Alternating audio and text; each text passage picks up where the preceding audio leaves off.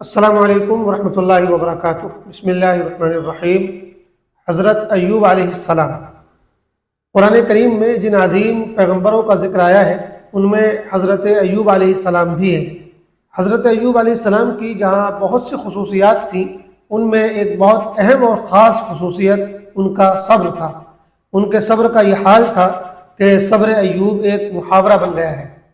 قرآن کریم میں حضرت ایوب کا ذکر 4 جگہ آیا ہے، سورہ نساء، انعام، انبیاء اور سورہ صاد میں۔ 2 جگہ صرف نام ذکر کیا گیا ہے اور 2 جگہ بہت مختصر تذکرہ ہے۔ قرآن کے بیان کے مطابق حضرت ایوب علیہ السلام کو سخت آزمائش میں مبتلا کیا گیا۔ ان کے پاس جو مال و اسباب تھا سب ہلاک ہو گیا اور ان کی اولاد بھی ختم ہو گئی، ساتھ ہی انہیں ایک سخت بیماری نے گھیر لیا۔ اس طرح ان پر چاروں طرف سے مصیبتیں ٹوٹ پڑیں، مگر ان تمام سخت حالات کے باوجود ان کی زبان پر کبھی حرف شکایت نہیں آیا، بلکہ وہ خدا کے ہر فیصلے کو خوشی سے تسلیم کرتے رہے اور راضی برضا رہے۔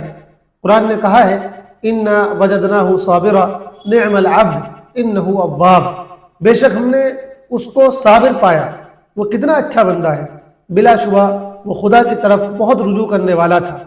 سورہ صاد آیت نمبر 44۔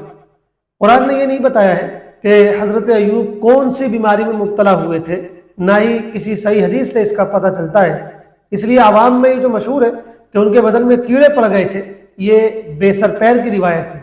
یہ اس لیے بھی قابل قبول نہیں کہ اللہ تعالیٰ اپنے نبیوں کو ایسی بیماری میں مبتلا نہیں کرتا جس سے لوگ ان سے نفرت کریں اور دور بھاگیں، اس لیے کہ یہ چیز ان کے دعوتی مشن میں رکاوٹ بنتی ہے۔ لہٰذا اس طرح کی باتوں سے بچنا چاہیے۔ قرآن نے بس اتنا ذکر کیا ہے کہ انہیں بیماری اور مصیبت نے گھیر لیا تو انہوں نے اللہ تعالیٰ سے دعا کی اور اللہ تعالیٰ نے ان کی دعا قبول کر کے ان کی تمام پریشانیوں کو ختم کر دیا اور پھر انہیں پہلے سے زیادہ مال و دولت اور اولاد سے نوازا۔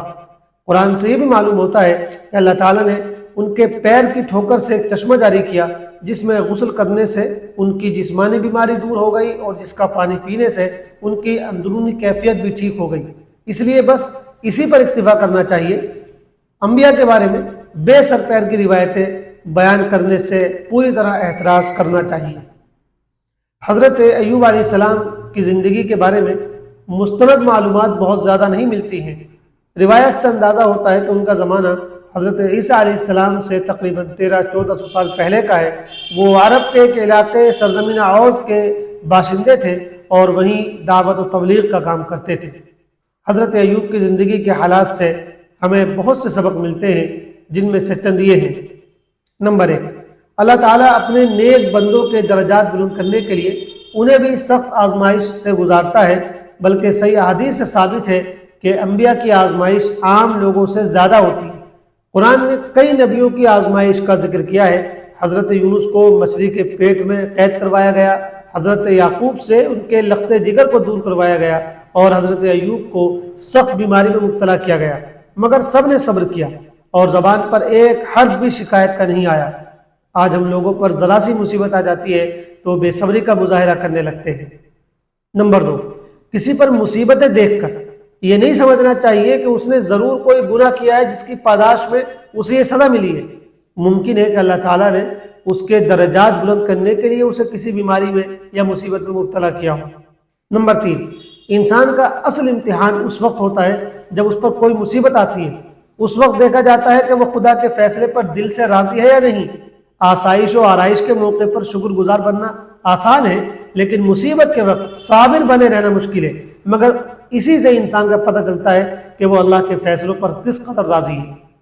نمبر 4، مصیبت کے موقع پر صبر کا دامن تھامے رہنا چاہیے اور کبھی بھی بے صبری کا مظاہرہ نہیں کرنا چاہیے، چاہے مصیبت کتنی ہی لمبی کیوں نہ ہو۔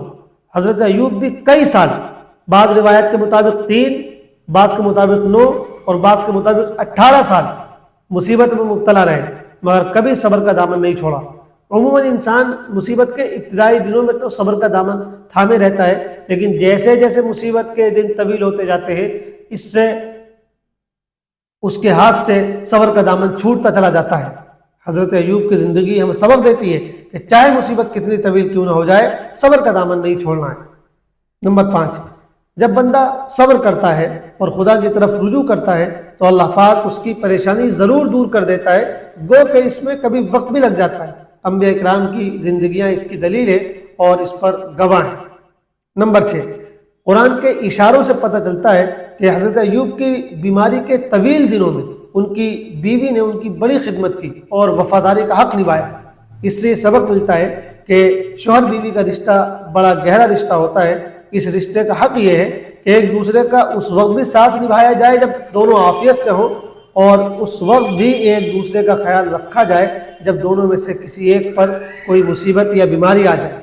یہ نہیں کہ جب تک زندگی اچھی گزر رہی ہے تب تک وفا کی قسمیں کھائی جا رہی ہیں، اور جب زندگی میں آزمائش آ جائے تو ایک دوسرے سے جدا ہونے کی سوچ پیدا ہونے لگے۔ آج کل کے شوہر بیوی کے لیے حضرت ایوب اور ان کی بیوی کی زندگی میں بہترین رہنمائی موجود ہے۔ کروڑوں رحمتیں ہوں اللہ تعالیٰ کی حضرت ایوب علیہ السلام پر۔ والسلام علیکم ورحمۃ اللہ وبرکاتہ۔